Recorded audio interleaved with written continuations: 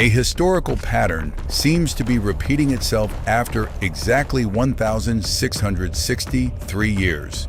This pattern involves a superpower with ambitions to reshape the world order, a deep political and religious connection to the land of Jerusalem, and a kingdom sprawling across the deserts of West Asia, the land we now call Iran. In 2026, we are witnessing a nation whose military and financial power spans the globe, maintaining a massive and steady flow of aid to the Jerusalem axis. On the other side of the battle line, the region at the center of embargoes and military pressure, is the mountainous territory of the modern Persians. If we travel back in time to the year 363, this exact dynamic existed. The Roman Emperor Julian, leading a massive expeditionary force, marched into the Mesopotamian desert with the goal of conquering the Persian Empire and rebuilding the Temple of Jerusalem. The outcome of that campaign was not the consolidation of power, but the starting point of the irreversible collapse of the Western Roman Empire. Today, let us revisit the events of 363 observing history to shed light on the most complex chess game of our time.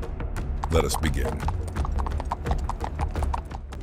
Julian grew up in a royal family torn apart by political purges. This process drove him away from the Christian faith of the previous generation. Upon encountering Neoplatonism, Julian longed to restore the religious pluralism of ancient Rome. However, upon ascending to the throne in 361, he realized that administrative decrees were insufficient to change beliefs deeply rooted in the masses. Julian needed a symbolic act weighty enough to break the foundational arguments of his opponents. That act was Jerusalem. At that time, there was a theological notion that the Jewish temple in Jerusalem would forever remain a ruin. Julian's perspective was clear. If the Roman government could successfully rebuild this structure, that prophecy would fail, causing Christianity to lose its influence. In the spring of 363, the project commenced. Dust billowed from the ruins as thousands of Jews began pouring in to rebuild the temple at the emperor's behest. The sound of chiseling echoed. Craftsmen used newly cast silver measuring tools, preparing to lay the first foundation stones. But the construction process was abruptly halted. According to the accounts of the contemporary historian Ammianus Marcellinus, intense heat suddenly erupted from deep underground. No enemy attacked, only flames surged forth, scorching the massive construction site. Dust and smoke engulfed the city, forcing the workers to abandon their tasks. Although the actual cause was likely a natural gas leak from underground vaults or a geological fault, the psychological impact and political fallout of this event were immense. The site was closed, leaving behind an unfinished foundation. This failed project inadvertently strengthened the position of the Christian movement. Faced with the pressure to assert his leadership capabilities, Julian pivoted to a second objective, using military might to redraw the borders with the Sassanid Empire. Emperor Julian mobilized between 65,000 and 83,000 imperial soldiers, fully equipped with armor and weapons, to cross the Mesopotamian border, but this was a financial burden that exceeded the limits of early 4th century Rome. Look at the markets in the city of Antioch at that time. The silver denarius, the foundation of Mediterranean trade, was shrinking in size, and its edges were worn down. The state continuously reduced the precious metal content to mint more coins to cover the deficit. Surging inflation caused citizens to lose faith in the currency, forcing some areas to revert to bartering wheat for fabric. Simultaneously, agricultural taxes increased the pressure on farmers. Instead of being retained to purchase farming tools or expand production, capital was swept into the treasury to pay for weapon forging and to feed the garrisoned military forces. Beneath the shining armor of the expeditionary legions lay a fracturing financial system. Julian's decision to march east was in essence a desperate measure to save the economy. Rome needed to control the silk trade routes and seize war spoils to balance the treasury. In March 363, the army departed Antioch. The rhythmic marching of tens of thousands of infantrymen blended with the clashing of shields and swords. Down the Euphrates River, a fleet of 1,100 wooden ships cut through the waves, carrying tens of thousands of tons of wheat and siege equipment eastward. The ruler of the Sassanid Empire at the time was Shapur II, understanding Rome's military strength in direct combat. Shapur II did not send his troops onto the open plains to engage. Instead, he weaponized the environment for defense.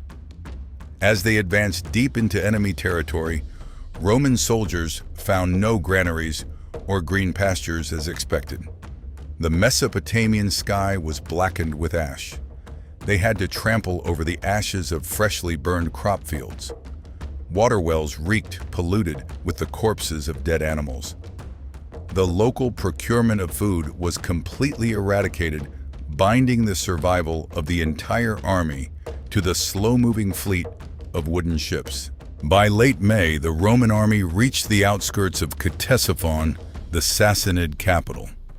Here, the sturdy shield wall of the Roman infantry successfully repelled the charges of enemy armored cavalry, forcing the Persians to retreat inside the city walls.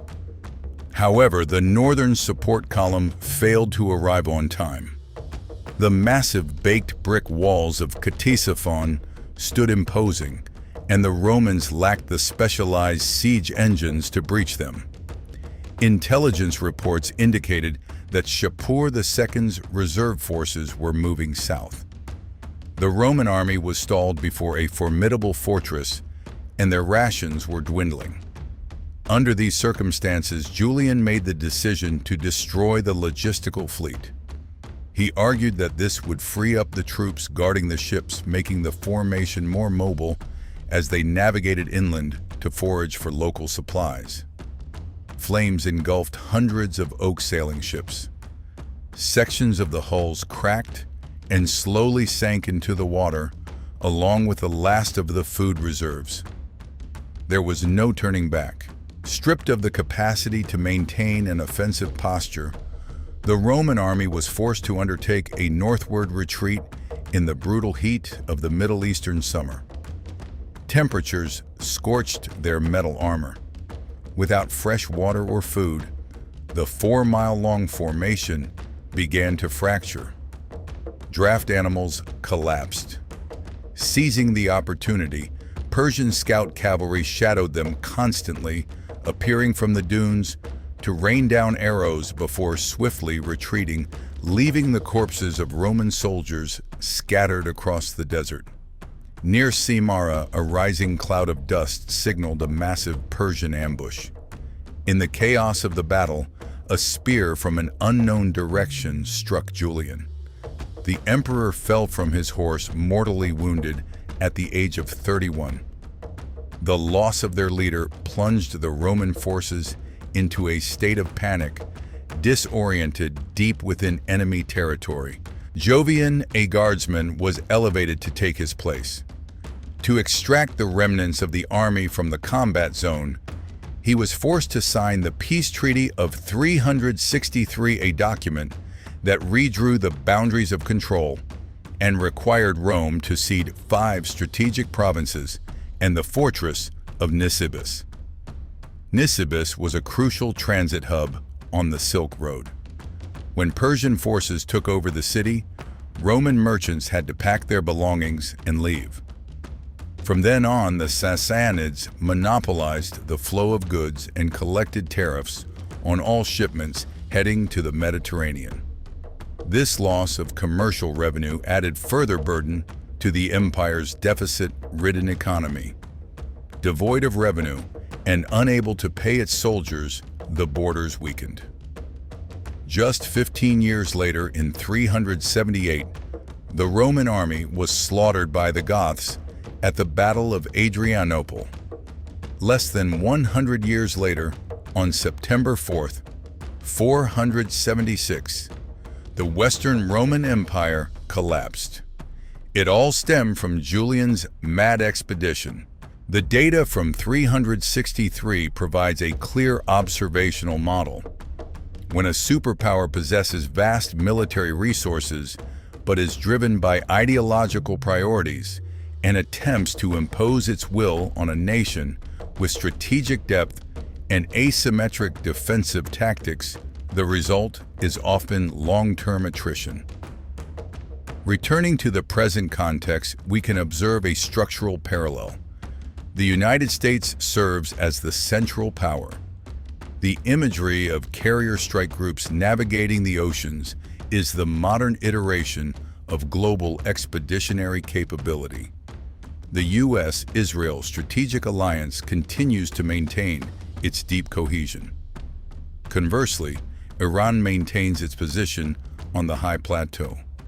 Despite lacking a powerful conventional air force, Iran has established its own adaptive strategy. Economically, through semi-governmental Bunyad foundations, evolved from the Waqf charitable system, they operate a domestic production and supply network, sustaining operations under sanctions. Militarily, the application of the strategic depth doctrine is demonstrated through support for non-state armed groups. Rather than massing troops at the borders, they create expansive conflict buffer zones. This forces adversaries to distribute radar and air defense weapons across multiple regions. A notable point in this model is the equation of cost asymmetry. If the past witnessed expensive Roman legionaries struggling against agile cavalry today, the night sky frequently records the activity of low-cost unmanned aerial vehicles. To intercept these targets, Western defense systems must deploy missiles worth millions of dollars. In a prolonged conflict environment, the ledgers of national defense budgets will endure massive strain. The determinism of geography is also replicated through the position of the Strait of Hormuz. The silhouettes of supertankers moving sluggishly through this narrow waterway serve as proof of a global logistical choke point. Instead of confronting a fleet, maintaining the capability to threaten the disruption of energy transit routes is sufficient to generate risks for the maritime insurance market, consequently triggering inflationary shocks across industrial economies. The expedition of 363 is a stark testament to the limits of any great power. Overextending authority beyond the endurance of the economic system and geographical boundaries always extracts a heavy price. Returning to the current West Asian chessboard, we can recognize a clear structural parallel. The United States and its allies play the central role, while Iran maintains an asymmetric defensive strategy reliant on geographical depth and cost disparity in warfare, much like 1,663 years ago. The silence of history following major upheavals always leaves us with profound lessons. I am Robert Langdon from History Reconstruction. If you found this journey offered objective perspectives, do not forget to hit like, leave your analytical thoughts in the comments section, and subscribe to the channel. See you in the next chapters of history.